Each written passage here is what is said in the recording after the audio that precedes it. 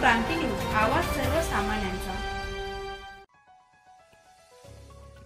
आज दिनांक 23 मे रोजी प्रवरा तालुका अकोला जिल्हा अहमदनगर इथे 2 मुलांना वाचवण्यासाठी गेलेल्या राज्य आपत्ती प्रतिसाद दलातील बोट उलटल्याने 3 जवानांचा बुडून दुर्दैवी मृत्यू झाल्याची खळबळजनक घटना घडली असून त्याबाबत सविस्तर वृत्त असे की प्रवरा नदीपात्रात 2 मुलं बुडाल्याची माहिती धुळे राज्य आपत्ती प्रतिसाद दलाला मिळाली। त्या अनुषंगाने त्या मुलांचा शोध घेऊन बचाव कार्य करण्यासाठी आपत्ती प्रतिसाद दलाची तुकडी क्रमांक 2 रवाना करण्यात आली होती।